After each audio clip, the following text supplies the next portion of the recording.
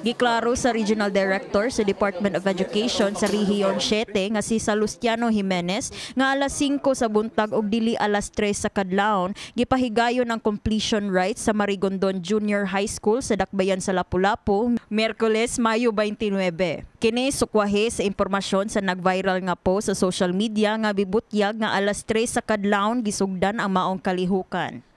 Sa post sa usa ka netizen, giingon sayo ng mata ang mga graduating students ug ang ilang mga pamilya alang sa sayo nga kalihukan. Si Jimenez mipadayag og katin-awan kalabot niini. Actually, it's not 3 a.m. but 5 p.m. sa buntag. I talked with the superintendent of Lapu-Lapu City Division and she told me, maugyod na, no, nga alas 5.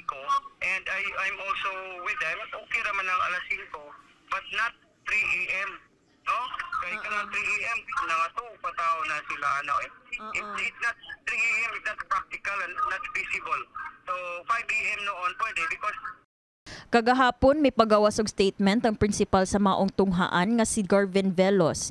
Pinaagi sa usa ka TV interview nga igo lamang sila nag-agad sa scheduling sa Hoops Dome. Ug nasayran nga fully booked na ang maong venue tungod sa sunod-sunod nga mga graduation rites. Apan tungod mao lamang ang venue nga makaakomodar og libuan ka tawo, gidayon nila ang 5 a.m. nga schedule. Dugang ni Jimenez nga base sa ilang investigasyon, walay kalapasan nga nahimo ang kadagkuan sa maong tunghaan.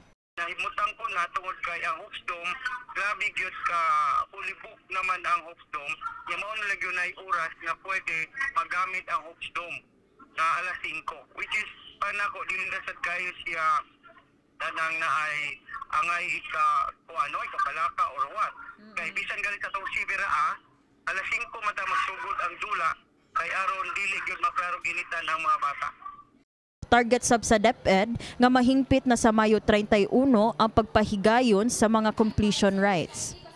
Samtang gipahinumduman sa Regional Director ang mga tinun-an nga gikinahanglan gihapon ipatuman ang formality ug solemnity sa graduation pinaagi sa paglikay sa pagyaga-yaga. Ning simenaha nag-viral sab ang nagkadaiyang video sa social media platform sa mga tinun-an nga nasubrahan na sa pagpasiaw atol sa ilang pagpaso sa ilang graduation rights. As much as possible, graduation ceremonies kay formal siya, no? So it must be done simply but memorable.